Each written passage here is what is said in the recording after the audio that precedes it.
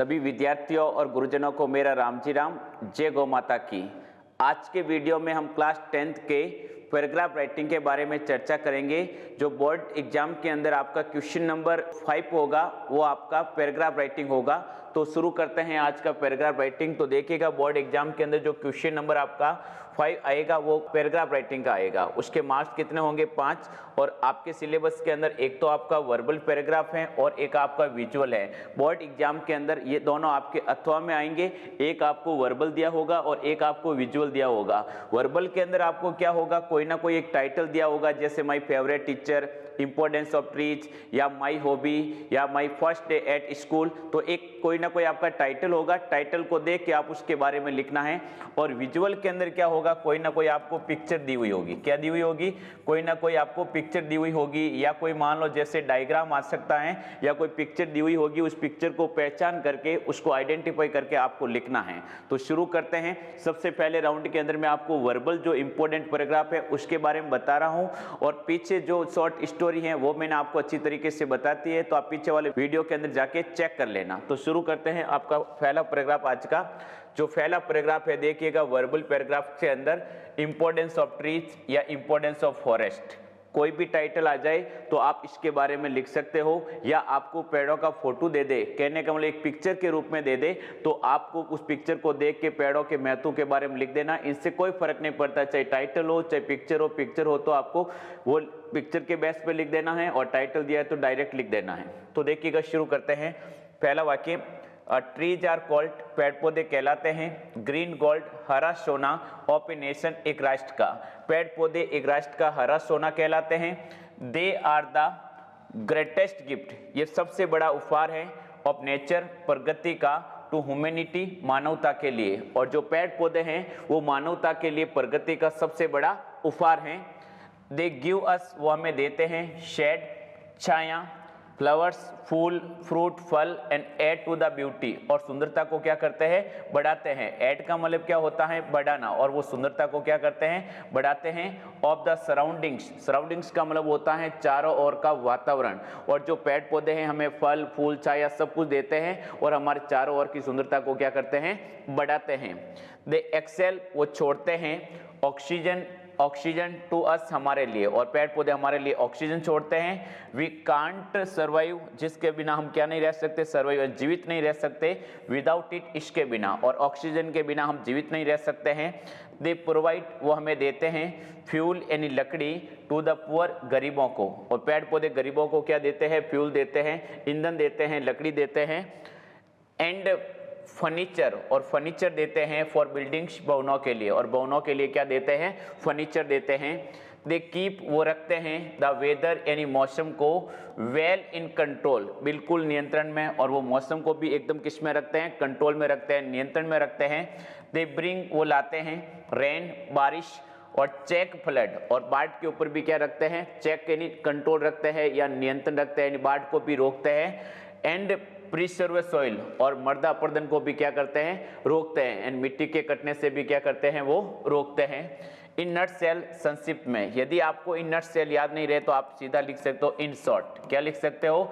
In short, आप ये भी लिख सकते हो, लेकिन इन नट सेल लिखो तो बेस्ट है कि इन नट सेल, इन संक्षिप्त में, ट्रीज आर वेरी यूजफुल, पेड़ पौधे बहुत ही उपयोगी हैं, फॉर अस, हमारे लिए, इन पेड़ पौधे हमारे लिए बहुत ही उपयोगी हैं। सो वी शुड ग्रो, हमें उगाने चाहिए, मोर एंड मोर ट्रीज, अधिक से अधिक पेड़ उगाने चाहिए। एंड प्रोटेक्ट, और रक्षा करनी चाहिए, देम, उनकी, कि हमें अधिक से अधिक पेड़ उगाने चाहिए और उनकी रक्षा करनी चाहिए। दे आर द लाइफ, वो हमारा क्या है? जीवन। एंड ब्लड यानी रक्त, ऑफ अस यानी हमारे लिए, और जो पेड़ पौधे हैं वो हमारा जीवन और हमारा क्या है? ब्लड है, इसीलिए हमें अधिक से अधिक पेड़ पौधे लगाने चाहिए। अगला देखिएगा, अगला आपका पैराग्राफ है, और स्कूल लाइब्रेरी, कहने का मतलब स्कूल की लाइब्रेरी के बारे में आ जाए तो सुनिएगा। आपका पिक्चर के रूप में भी आ सकता है। यदि आपको ऐसी पिक्चर दिख जाए जहाँ पे एक लाइब्रेरी है और उसके अंदर खूब सारी किताबें हैं जो डेकोरम की हुई है, तो समझ जाना कि लाइब्रेरी के बारे में लिखना है। और शुरू में आपको कुछ भी नहीं करना, जैसे लाइब्रेरी के बारे में मान लो पिक्चर दी हुई हो तो आपको एक लाइन शुरू में एडिट कर देनी है कि द एबो picture is about A library, के जो ऊपर जो फोटो है या जो पिक्चर है वो किसके बारे में है? लाइब्रेरी के बारे में। और यहाँ से शुरू कर देना है। जैसे देखिएगा, ए स्कूल, एक स्कूल, विदाउट लाइब्रेरी, लाइब्रेरी के बिना, इज लाइक ए रूम, यानी एक कमरे की बातें हैं विदाउट विंडोज, जिसके अंदर क्या नहीं हो, खिड़कियां। तो ट्रांसलेट किया हुआ कि बिना लाइब्रेरी के एक स्कूल उसी तरीके की होती है जिस प्रकार बिना खिड़कियों के क्या होता है, एक कमरा। क्योंकि बिना खिड़कियों के कमरे का कोई महत्व नहीं है, उसी प्रकार लाइब्रेरी के बिना स्कूल का कोई महत्व नहीं है। स्कूल है तो लाइब्रेरी बिल्कुल ही वहाँ पे होनी चाहिए। द लाइब्रेरी यानी पुस्तकालय इज ए पैलेस, लाइब्रेरी एक ऐसी जगह है वेयर जहाँ पे ए लार्ज नंबर ऑफ, बहुत बड़ी संख्या में बुक्स, पुस्तकें आर केप्ट रखी जाती हैं। और लाइब्रेरी वो जगह है जहाँ बहुत बड़ी संख्या में पुस्तकें रखी जाती हैं। It is the heart and the soul, heart and soul का मतलब होता है अभिन्न अंग ऑफ एनी स्कूल का मतलब होता है किसी भी स्कूल का। और जो लाइब्रेरी होती है वो किसी स्कूल का क्या होता है, अभिन्न अंग होता है, मुख्य आत्मा होती है। माई स्कूल एंड मेरी school has a very good library, और मेरे स्कूल में एक बहुत ही अच्छी क्या है, लाइब्रेरी है विथ ए रीडिंग रूम, और उसके साथ में एक अटैच में क्या है, पढ़ने का कमरा भी है, यानी एक अच्छी लाइब्रेरी भी है और साथ में एक स्टडी रूम भी है बना हुआ। इट इज एयरी, एकदम कैसा है, हवादार, स्पेसियस, बीच में स्पेसियस है, एंड वेल फर्निश्ड, एकदम सुसज्जित। फर्निश्ड का मतलब क्या होता है, अच्छा सुसज्जित है, विथ फर्नीचर यानी फर्नीचर से। तो आप बता रहे हो कि हमारे स्कूल में भी एक लाइब्रेरी है जो बिल्कुल क्या है, एयरी है, हवादार है, बीच में स्पेस है और एकदम सुसज्जित है फर्नीचर से। देयर आर अबाउट 5000 बुक्स, और लाइब्रेरी के अंदर टोटल कितनी पुस्तकें हैं, 500 पुस्तकें हैं ऑन ऑलमोस्ट ऑल सब्जेक्ट्स, सभी विषयों पर। और सभी विषयों पर लाइब्रेरी में लगभग कितनी पुस्तकें हैं, 5000 बुक्स है। It is a store house, ये एक ज्ञान स्टोर हाउस है ऑफ नॉलेज का मतलब क्या होता है, ज्ञान का, और ये ज्ञान का एक स्टोर हाउस है फॉर द स्टूडेंट्स यानी विद्यार्थियों के लिए। और जो लाइब्रेरी है वो विद्यार्थियों के लिए ज्ञान का क्या है, भंडार कह सकते हो, एक ज्ञान का भंडार है। द रीडिंग रूम यानी पढ़ने का कमरा इज ऑलवेज फुल, हमेशा भरा हुआ रहता है। In the vacant periods, vacant period का मतलब होता है खाली पीरियड, के जब भी पीरियड खाली होता है तो जो भी रीडिंग रूम है, जो पढ़ने का कमरा है, वहाँ पे वो बिल्कुल भरा रहता है। एंड लंच, और जब लंच का टाइम होता है तो सभी बच्चे वहाँ जाके बैठते हैं। द लाइब्रेरियन यानी लाइब्रेरियन, लाइब्रेरियन किसको बोला जाता है, पुस्तकालय के अध्यक्ष को। द लाइब्रेरियन ऑलवेज कम्स, हमेशा आता है, हियर यहाँ पे, इन द मॉर्निंग, सुबह के वक्त, एंड कीप्स द बुक्स, और वो पुस्तकों को रखता है in perfect order. Perfect order का मतलब होता है सही क्रम में, और वो किताबों को बिल्कुल कैसे रखता है बेटा, सही क्रम के अंदर रखता है। द लाइब्रेरी यानी पुस्तकालय विल हेल्प यानी सहायता करता है द नीडी यानी जरूरतमंदों की, एंड डिलीजेंट स्टूडेंट का मतलब होता है परिश्रमी विद्यार्थियों की, इन शेपिंग यानी डालने में देयर ब्राइट फ्यूचर, अपना एक सुनहरा भविष्य। और जो लाइब्रेरी होती हैं वो एक तो जरूरतमंद यानी गरीब बच्चों को, और जो परिश्रमी विद्यार्थी होते हैं उनका एक ब्राइट फ्यूचर डालने में उनकी क्या करता है, सहायता करता है। सो इस प्रकार द लाइब्रेरी हॉल यानी लाइब्रेरी हॉल प्रमोट्स यानी विकसित करता है। प्रमोट्स का मतलब क्या होता है, विकसित करता है। रीडिंग हैबिट, एक पढ़ने की आदत को भी ये विकसित करता है। अमंग स्टूडेंट्स का मतलब होता है विद्यार्थियों के बीच में। तो इस प्रकार जो लाइब्रेरी है वो विद्यार्थियों के बीच में एक पढ़ने की जो आदत है उसको भी क्या करता है, विकसित करता है। नेक्स्ट देखिएगा, अगला आपका वेरी इंपॉर्टेंट है, ध्यान रख लीजिएगा, मोबाइल फोन के बारे में आ सकता है बोर्ड के अंदर, काफी पॉइंट ऑफ एग्जामिनेशन व्यू, ये काफी आपका इंपॉर्टेंट है। तो देखिएगा, मोबाइल फोन ए ब्लेस और कर्स, मोबाइल फोन विद्यार्थियों के लिए एक वरदान भी है, एक अभिशाप भी है। पॉजिटिव बात करें तो ब्लेस है, और नेगेटिव बात करें तो एक तरीके का क्या है, अभिशाप। और आपका ऐसा टाइटल भी दे सकते हैं कि mobile phone is harmful for the students, तो भी आपको यही लिखना है। समझ में आ गया पूरा का पूरा। तो देखिएगा, मोबाइल फोन इन मोबाइल फोन हैज बिकम इन बन चुका है a part and parcel. Part and parcel का मतलब होता है अभिन्न अंग। पार्ट एंड पार्सल का मतलब क्या होता है, अभिन्न अंग के। जो मोबाइल फोन है वो क्या बन चुका है, एक अभिन्न अंग बन चुका है। और पीपल्स लाइफ, लोगों के जीवन का। पीपल्स लाइफ का मतलब होता है लोगों के जीवन का। इट हैज मेड, इसने बना दिया है, कम्युनिकेशन यानी संचार को, फास्टर बहुत तेज, एंड चीपर बहुत सस्ता। और उसने जो कम्युनिकेशन है या जो संचार है, जो बात आदान प्रदान है बातों का, उसने बहुत ही क्या कर दिया, एक तो तेज और बहुत ही क्या बना दिया है, सस्ता। इट हैज कनेक्टेड, इसने जोड़ दिया है। इट किसके लिए आया, मोबाइल के लिए, कि मोबाइल ने जोड़ दिया है पीपल यानी लोगों को, टुगेदर यानी एक साथ, लिविंग जो रह रहे हैं, एनी कॉर्नर किसी भी हिस्से में, ऑफ द वर्ल्ड संसार के। और मोबाइल फोन ने संसार के किसी भी कोने में रहने वाले लोगों को एक साथ में क्या कर दिया है, जोड़ दिया है। टुगेदर का मतलब क्या होता है, एक साथ। टुगेदर का मतलब क्या होता है, एक साथ में जोड़ दिया है। वी कैन सेंड, हम भेज सकते हैं। एंड रिसीव, प्राप्त कर सकते हैं। मैसेज यानी मैसेज, पिक्चर्स यानी पिक्चर्स, म्यूजिक यानी संगीत, वीडियो यानी वीडियो, एंड ईमेल्स यानी ईमेल्स। और हम मोबाइल के माध्यम से message, picture, music, video, email सब क्या कर सकते हैं बेटा, एक्सचेंज कर सकते हैं, आदान प्रदान कर सकते हैं ईच अदर, एक दूसरे से। By internet connection, internet connection के द्वारा we can see our result, और इंटरनेट कनेक्शन के द्वारा हम मोबाइल से क्या देख सकते हैं, हमारे परिणाम को भी देख सकते हैं। अब देखिएगा, वो तो सब क्या थे, फायदे थे, ब्लेस थे, लेकिन देखो इसकी हानियां क्या हैं। बट लेकिन देयर आर सम डिसएडवांटेज, इसकी कुछ हानियां भी हैं। चाहे आप डिसएडवांटेज लिखे और चाहे डीमेरिट्स लिखे, दोनों का मतलब क्या होता है, अवगुण या हानियां, कि कुछ मोबाइल की हानियां भी हैं। टू का मतलब क्या होता है, बी, क्या हानियां देखिएगा। सम स्टूडेंट्स, कुछ विद्यार्थी, प्ले गेम्स, गेम खेलते हैं ऑन मोबाइल, मोबाइल पे। दे पे, वो देते हैं। डीप ईयर, डीप ईयर का मतलब होता है कम ध्यान। डीप ईयर का मतलब क्या होता है, कम ध्यान। ये आपकी एक इडियम होती है जिसका मतलब होता है कि विद्यार्थी बिल्कुल कम ध्यान देते हैं। टू स्टडी, पढ़ाई पर, और विद्यार्थी पढ़ाई पे बिल्कुल कम ध्यान देते हैं। पीपल सेंड, लोग भेजते हैं। वल्गर मैसेज यानी डर्टी मैसेज, वल्गर का दूसरा मतलब आप क्या लिख सकते हो, डर्टी, के लोग गंदे संदेश भेजते हैं। टू वन अनदर, एक दूसरे को, और लोग एक दूसरे को गंदे संदेश भी भेजते हैं। द टेररिस्ट, आतंकवादी, एंड ट्रेटर्स, देशद्रोही, कि एक तो आतंकवादी और एक देशद्रोही, यूज इट, इसका प्रयोग करते हैं। फॉर डिस्ट्रक्टिव एक्टिविटीज, यानी विनाशात्मक गतिविधियों के लिए, कि एक तो आतंकवादी और एक जो देशद्रोही हैं वो इस मोबाइल का प्रयोग किसके लिए करते हैं, विनाशात्मक गतिविधियों के लिए। इफ वी यूज, यदि हम इसका प्रयोग करें वाइल ड्राइविंग, गाड़ी चलाते हुए, और हम लोग यदि इसका प्रयोग गाड़ी चलाते हुए यदि करते हैं तो इट कॉजेज, इस कारण, मैनी रोड एक्सीडेंट, बहुत सारी क्या हो सकती है, सड़क दुर्घटनाएं, कि यदि हम गाड़ी चलाते हुए मोबाइल का प्रयोग करें तो कई बार आपको सड़क दुर्घटनाएं भी हो सकती हैं। तो इन नटसेल, संक्षिप्त में, वी कैन से दैट, हम ये कह सकते हैं, मोबाइल यानी मोबाइल, इच यानी है, बहुत ए बोन, एक वरदान भी है। बोन का मतलब क्या होता है, वरदान, के मोबाइल फोन हमारे लिए एक वरदान भी है। एंड कर्स का मतलब क्या होता है, अभिशाप भी है। फॉर द स्टूडेंट, यानी विद्यार्थियों के लिए। तो इस प्रकार हम कह सकते हैं कि मोबाइल फोन विद्यार्थियों के लिए एक वरदान भी है और एक अभिशाप भी है। वरदान के रूप में क्या है कि भाई अपन ऑनलाइन क्लासेज को अच्छी तरीके से देख सकते हैं, कोई कोर्स बाय करके ऑनलाइन देख सकते हैं, लेकिन इसकी कुछ नेगेटिव चीजें भी हैं। आगे चलिएगा, the scene at a railway platform, यानी रेलवे प्लेटफॉर्म का दृश्य। कभी आप रेलवे प्लेटफॉर्म पे गए हो तो वहां पे आपने क्या देखा है उसको अपनी भाषा में लिखना है, तो मैं ये भी आपको लर्न करा देता हूं। तो देखिएगा, the scene at a railway platform, यानी रेलवे प्लेटफॉर्म का दृश्य इज ऑलवेज, हमेशा, एंजॉयबल, कैसा होता है, आनंददायक होता है, खुशियों से भरा होता है। लास्ट संडे, पिछले रविवार को, I went to the railway platform, मैं रेलवे प्लेटफॉर्म पे गया। वेंट का मतलब क्या होता है, गया। टू रिसीव, लेने के लिए, माई पेरेंट्स, मेरे माता पिता को, मैं मेरे माता पिता को लेने के लिए पिछले रविवार को कहाँ गया, रेलवे स्टेशन पे गया। फर्स्ट ऑफ ऑल, सबसे पहले, आई बॉट, मैंने खरीदा, प्लेटफॉर्म टिकट, और सबसे पहले मैंने प्लेटफॉर्म का क्या खरीदा, टिकट खरीदा। एंड रिच्ड द प्लेटफॉर्म, और प्लेटफॉर्म पे पहुंचा।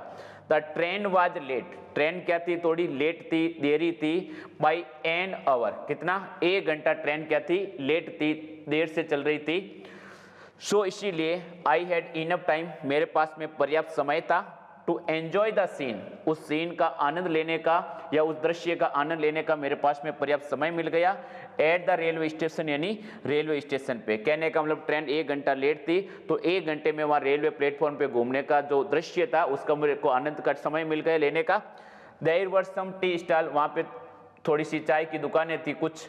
सम पैसेंजर, कुछ यात्री, वर टेकिंग टी, कुछ यात्री क्या ले रहे थे, चाय ले रहे थे। एंड सम ऑफ देम, और उनमें से कुछ, वर स्मोकिंग, धूम्रपान कर रहे थे, कि कुछ तो चाय की चुस्की ले रहे थे और कुछ उनमें से क्या कर रहे थे, स्मोकिंग कर रहे थे, बीड़ी सिगरेट पी रहे थे।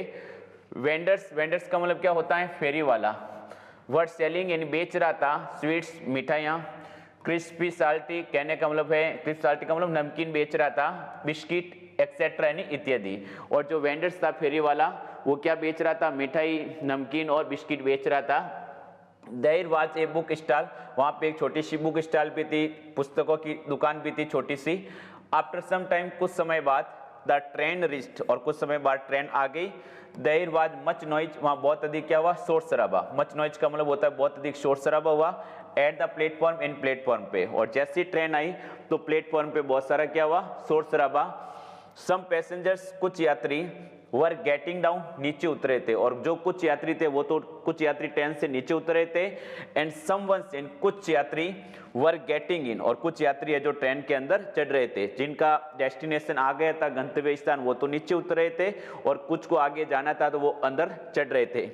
आई सॉ माई पेरेंट्स, मैंने मेरे माता पिता को देखा। एंड वेंट देयर, और मैं वहां पे गया। आई टच, मैंने छुए देयर फीट, उनके पैरों को, और मैंने उनको प्रणाम किया या पैरों को छुआ। द गार्ड विशल्ड, गार्ड ने सीटी बजाई। एंड द ट्रेन मूड, और इसके बाद में ट्रेन क्या हो गई, चली गई। वी केम आउट, हम बाहर आ गए, ऑफ द प्लेटफॉर्म, और प्लेटफॉर्म से, और इसके बाद प्लेटफॉर्म से हम क्या हो गए, बाहर आ गए। नेक्स्ट देखिएगा, माई हॉबी, मार्क कीजिएगा, ये भी आपका वेरी इंपॉर्टेंट है, ये अच्छी तरीके से पढ़ लेना इनको भी। माई हॉबी पिक्चर के रूप में भी दे सकता है और ऐसे भी दे सकता है, ठीक है ना। तो माई हॉबी, जो आपकी हॉबी, जो आपकी आदत होती है, और आदत सबकी अलग अलग होती है। तो देखिएगा, hobby is a proper use, hobby का मतलब क्या होता है, आदत। प्रॉपर यूज का मतलब होता है एक सदुपयोग होता है या सही उपयोग होता है। ऑफ और स्पेयर टाइम, यानी हमारे खाली समय का या फुर्सत का समय, कि जो हमारे पास ये खाली समय होता है, तो जो आदत होती है वो खाली समय का एक क्या है, सदुपयोग है। डिफरेंट पीपल, यानी अलग अलग लोगों की, हैव डिफरेंट हॉबीज, अलग अलग क्या होती हैं, आदतें होती हैं। जैसे किसी की रीडिंग, पढ़ना, स्विमिंग, किसी की क्या होती है, स्विमिंग करना। कॉइन कलेक्टिंग, किसी की सिक्के इकट्ठे करने की आदत होती है, किसी की पेंटिंग होती है, किसी की यात्रा करने की होती है, किसी की डांसिंग होती है, और किसी की क्या होता है, गार्डनिंग, इन पौधों को पानी देने की। आर सम हॉबीज, ये सब क्या होती है बेटा, आदतें। तो सबके अलग अलग आदतें हैं। बट माई हॉबी, मेरी आदत, इज गार्डनिंग, लेकिन मेरी जो आदत है वो क्या है, गार्डनिंग है। गार्डनिंग का मतलब होता है बागवानी करना, पौधों को पानी पिलाना। There is a small plot, के एक छोटा सा प्लॉट है, नियर माई होम, मेरे घर के पास में एक छोटा सा प्लॉट है। और आई हैव टर्न इट, और मैंने इसको बदल दिया इनटू ए गार्डन, एक बगीचे के रूप में। कि घर के पास में छोटा सा कोई प्लॉट था और उस प्लॉट को मैंने किसके रूप में चेंज कर दिया, एक बगीचे के रूप में। आई गो टू माई गार्डन, मैं मेरे गार्डन में जाता हूँ। एवरी मॉर्निंग, प्रत्येक सुबह, कि मैं प्रत्येक सुबह मेरे गार्डन में जाता हूँ। एंड इवनिंग, शाम के समय। आई डिग, मैं खोदता हूँ, द ग्राउंड, मिट्टी को, कि मैं वहाँ जाता हूँ, मिट्टी को खोदता हूँ।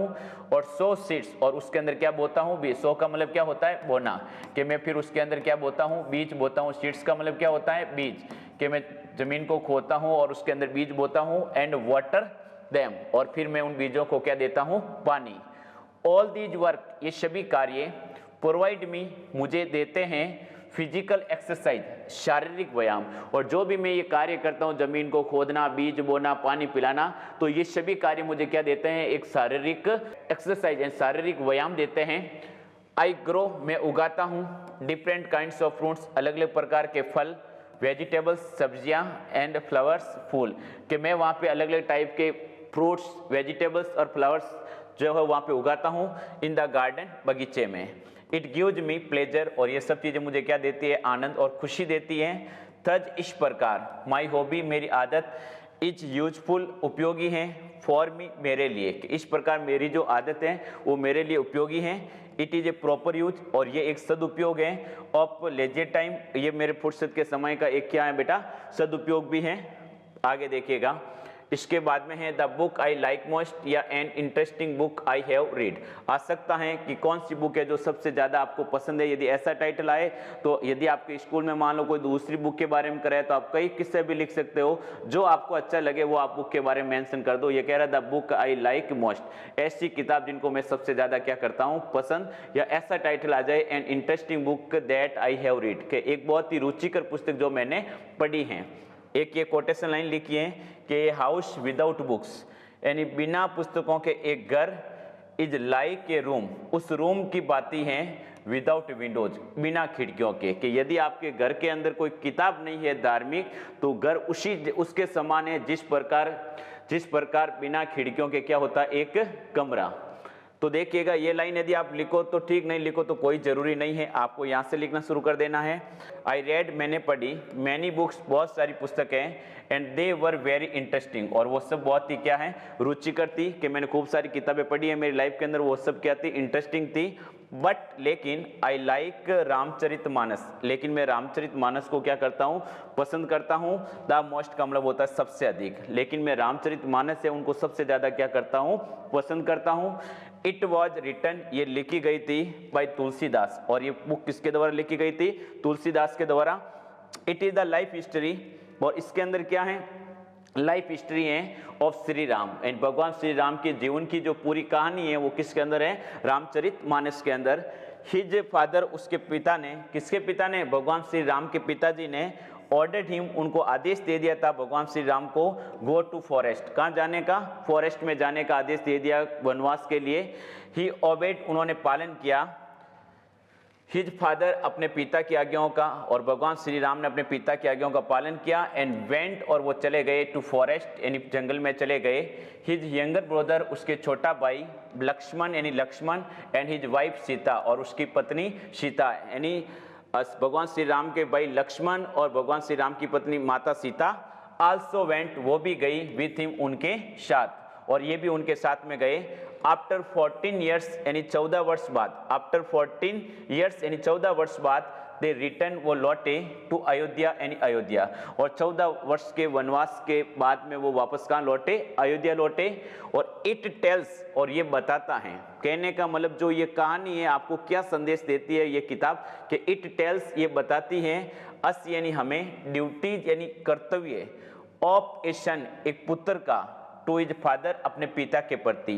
यानी आप रामचरितमानस पढ़ोगे तो आपको एक शिक्षा मिलेगी कि एक पुत्र का अपने पिता के प्रति क्या कर्तव्य होता है। एक तो ये चीज बताती है, ड्यूटीज ऑफ ए ब्रदर, एक भाई का कर्तव्य टू हिज ब्रदर, अपने दूसरे भाई के प्रति, और एक भाई का कर्तव्य अपने भाई के प्रति क्या होता है उसके बारे में भी आपको बताती हैं। और ड्यूटीज ऑफ ए वाइफ, एक वाइफ का कर्तव्य टू हर हस्बैंड, यानी एक पत्नी का अपने पति के प्रति क्या जिम्मेदारी, क्या कर्तव्य होता है धार्मिक, उसके बारे में भी बताती है। And duties of a king, और एक राजा का कर्तव्य टू हिज पीपल, अपने लोगों के प्रति, कि लोगों के प्रति एक राजा का क्या कर्तव्य होता है। तो ये भी, ये जो बुक है आप पढ़ते हो तो इसके बारे में बताएगी। तो मतलब चारों बातें समझ में आ गई कि भाई का, एक भाई के प्रति क्या कर्तव्य होता है, एक पुत्र का अपने पिता के प्रति क्या कर्तव्य होता है, एक धर्म पत्नी होती है तो उसका अपने हस्बैंड के प्रति क्या कर्तव्य होता है, और एक राजा का अपने लोगों के प्रति क्या कर्तव्य होता है। तो इन सब चीजों के बारे में आइए रामचरितमानस से जो आपको क्या करती हैं, बताती हैं। A visit to a village fair या लोकल फेयर, ये मार्क कीजिएगा, वेरी इंपॉर्टेंट है, ध्यान रख लेना और सुन लेना। इसकी आपको पिक्चर दी हुई आ सकती है, आपने कभी देखा होगा, जैसे मान लो झूले लगे होते बड़े वाले, तो आपको झूले की इमेज आ जाए तो आप समझ जाना कि अपन को लोकल फेयर के बारे में लिखना है और कुछ भी नहीं करना है। यदि ये आ भी सकता है, चांसेज भी है इनका, कहीं पर भी आपको झूले लगे हुए मिल जाए, ठीक है ना। मेरी गो राउंड्स, बड़े वाले झूले आपने देखे होंगे, कहीं मेले में गए हैं तो वो देखते ही समझ जाना कि अपन को किसके बारे में लिखना है, विलेज फेयर। और कुछ भी नहीं करना है, इसके आगे एक लाइन जोड़ देनी है। क्या जोड़ देनी है कि the above picture is about A local fair, के जो ऊपर तस्वीर है वो किसके बारे में है, एक आपकी लोकल फेयर के बारे में। ये लाइन आपको एक ऐड कर देनी है और वापस ज्यों का त्यों इसको लिख देना है। तो देखिएगा, India is a land of fairs and festival, Bharat की जो भूमि है वो मेलों और त्योहारों की भूमि है। जो भारत की वो भूमि है वो मेलों और त्योहारों की भूमि है। फेयर्स यानी मेले are a part and parcel, एक अभिन्न अंग है ऑफ आवर रूरल लाइफ, यानी हमारे ग्रामीण जीवन के। और जो मेले हैं वो हमारे ग्रामीण जीवन का क्या है बेटा, एक अभिन्न अंग है। लास्ट संडे, पिछले रविवार को, आई वेंट, मैं गया, टू सी, देखने के लिए, द फेयर, मेला, और बाबा रामदेव, कि मैं पिछले संडे को बाबा रामदेव जी का मेला देखने के लिए गया। आई वेंट देयर, मैं वहाँ पे गया, विथ माई फ्रेंड्स, मेरे मित्रों के साथ, और मैं मेरे मित्रों के साथ वहाँ पे गया। देयर वर मैनी शॉप, वहाँ बहुत सारी दुकानें थी, एंड स्टॉल्स, छोटी छोटी और भी स्टॉल्स थी, कैबिन थी। दे वर सेलिंग, वो बेच रहे थे, स्वीट्स, मिठाइयाँ, टॉयज, खिलौने, क्लॉथ, कपड़े, पिक्चर्स एंड पिक्चर्स, तस्वीरें, एंड बलून्स, बलून्स का मतलब क्या होता है, गुब्बारे, और वो वहाँ पे खिलौने, क्लॉथ, पिक्चर, गुब्बारे सब बेच रहे थे। देयर वर मैनी पीपल, वहाँ पे बहुत सारे लोग थे, एंड चिल्ड्रन, बच्चे, कि वहाँ पे बहुत सारे लोग और बच्चे थे। दे वर इन कलरफुल ड्रेसेज, और वो बिल्कुल रंग बिरंगे कपड़े पहने हुए थे एकदम। पीपल वर वॉकिंग, और लोग घूम रहे थे। हियर एंड दियर, इधर उधर, और लोग वहाँ पे ग्रुप के अंदर इधर उधर क्या कर रहे थे, घूम रहे थे। इन ग्रुप्स का मतलब क्या होता है, ग्रुप में या समूह में इधर उधर घूम रहे थे। द चिल्ड्रन यानी बच्चे वर ईटिंग खा रहे थे स्वीट्स मिठाइयाँ एंड आइसक्रीम और बच्चे मिठाई और आइसक्रीम खा रहे थे। देयर वर शॉप वहाँ पे दुकानें थी ऑफ ऑल काइंड्स सभी प्रकार की, और वहाँ पे सभी प्रकार की दुकानें थी। Jugglers and snake charmers, jugglers किसको बोला जाता है? बाजीगर को। किसको बोला जाता है? बाजीगर को। जो मतलब मैजिक ट्रिक बताना ना, जादुई ट्रिक बताता है, वो होता है जगलर्स। एंड स्नेक चार्मर का मतलब होता है छपेरा, जो मतलब एक सांप रखता है, मतलब जो छाबड़ी होती है ना उसके अंदर। तो एक तो जगलर्स जो बाजीगर था, जो जादूगर, और जो सपेरा था प्रोवाइडेड, यानी वो प्रोवाइड करा रहे थे या उपलब्ध करा रहे थे या दे रहे थे। मच फन एंड लॉफ्टर का मतलब होता है बहुत ही ज्यादा हंसी मजाक करा रहे थे। टू द विजिटर्स, विजिटर्स का मतलब होता है आगंतुक, और आगंतुक का मतलब होता है जो मेला देखने के लिए आए थे, तो उनको बहुत ही मतलब हंसी मजाक करा रहे थे अपनी मैजिक ट्रिकों से। There was a great rush, वहाँ बहुत अधिक भीड़ थी। Near merry go round, merry go round का मतलब क्या होता है? बड़े वाले जो झूले होते हैं उसको अपन क्या बोलते हैं? Mary go round. तो मैरी गो राउंड के पास में बहुत ज़्यादा भीड़ थी। स्विंग्स, वो भी छोटे झूले होते हैं। शो इस प्रकार वी एंजॉयड, हमने आनंद लिया। द फेयर, मेले का। एंड रिटर्न, हम लौटे। होम यानी घर। एट इवनिंग, और शाम के समय हम घर पे लौटे। वी वर वेरी हैप्पी, हम बहुत ही खुश थे। To see the village fair, और गाँव का मेला देख हम बहुत ही क्या थे? खुश थे। अब देखिएगा ये आपका लास्ट पैराग्राफ है, ठीक है ना, वर्बल के अंदर importance of computer and computer का महत्व। यदि आपको फोटो दे दे कंप्यूटर का तो भी आप लिख देना, और आपको वर्बल दे दे तो भी लिख देना, इससे कोई फर्क नहीं पड़ेगा, और दोनों आपके अथवा में आएंगे। जो आपको अच्छा लगे वो अटेंड करना है। टुडे, आज, वी लिव, हम रहते हैं in the age of science, इन विज्ञान के युग में। आज हम विज्ञान के युग में रहते हैं। साइंस हैज गिवन, विज्ञान ने हमें दिया है।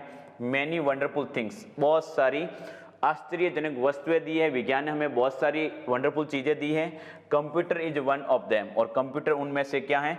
एक है। It is an electronic device, ये एक आपका क्या है? इलेक्ट्रॉनिक यंत्र है। इट किसके लिए आया है? कंप्यूटर के लिए। किसके लिए आया है? आपका कंप्यूटर के लिए। आप सुनिएगा, ज्यादा नहीं लिख पाते हो यहीं से शुरू कर सकते हो, लेकिन आपको सबसे पहले प्रोनाउन नहीं लिखना है, नाउन लिखना है कि computer is an electronic device, computer एक इलेक्ट्रॉनिक यंत्र है। इट वॉज इन्वेंटेड, इन्वेंटेड का मतलब होता है आविष्कार किया गया, कि इसका आविष्कार किया गया बाय चार्ल्स बेबेज, और चार्ल्स बेबेज के द्वारा इसका आविष्कार किया गया। इन 19th सेंचुरी, 19वीं शताब्दी में चार्ल्स बेबेज ने इसका आविष्कार किया।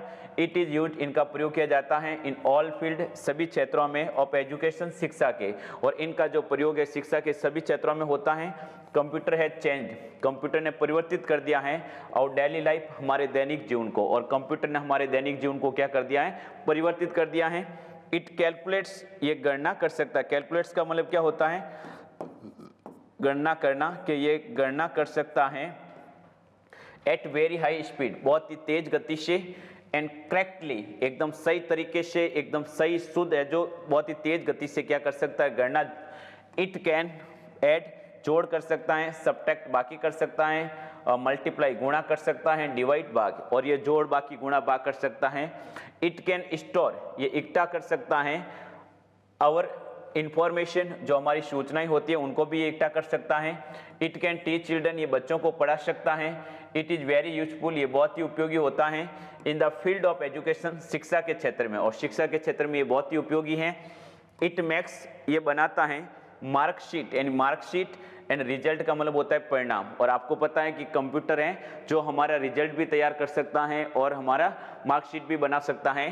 कंप्यूटर कैन मेक, कंप्यूटर बना सकता है। हॉरोस्कोप का मतलब होता है जन्मपत्री, और जो कंप्यूटर है वो हमारी जन्मपत्री भी बना सकता है। हॉरोस्कोप का मतलब क्या लिखोगे? जन्मपत्री, के जो कंप्यूटर है वो हमारी जन्मपत्री को भी बना सकता है। द आर्टिस्ट यानी कलाकार, यूज कंप्यूटर्स, कंप्यूटर का प्रयोग करते हैं। मेकिंग कार्टून फिल्म, यानी कार्टून फिल्में बनाने के लिए भी कलाकार है जो कंप्यूटर का क्या करते हैं? प्रयोग करते हैं। आपने देखा होगा, मतलब खूब सारे ऐसे कार्टून फिल्में होती है, जैसे आपने देखा होगा, मतलब छोटे बच्चों के टीवी के ऊपर ऐसे कई सीरियल आते हैं जो मतलब कार्टून फिल्मों के अंदर बच्चे देखते हैं। कंप्यूटर कैन सॉल्व, कंप्यूटर हल कर सकता है। और कॉम्प्लेक्स प्रॉब्लम, हमारी जो जटिल समस्या होती है तो उनको कंप्यूटर क्या कर सकता है? हल कर सकता है। It works like human brain, ये मनुष्य के दिमाग की बात ही काम करता है। द मॉडर्न एज, यानी आधुनिक युग, इज एज ऑफ कंप्यूटर, और आधुनिक युग है जो किसका युग है? कंप्यूटर का युग है। तो ये आपके वर्बल पैराग्राफ थे। मैं नेक्स्ट वीडियो के अंदर आपका इसका सेकंड पार्ट लेके आ रहा हूँ, और सेकंड पार्ट के अंदर मैं आपको बताऊंगा विजुअल। विजुअल का मतलब है आपको पिक्चर दी हुई होगी और पिक्चर को देख के आपको उसके बारे में क्या लिखना है, पैराग्राफ। तो मिलते हैं सेकंड वीडियो में बहुत ही जल्दी।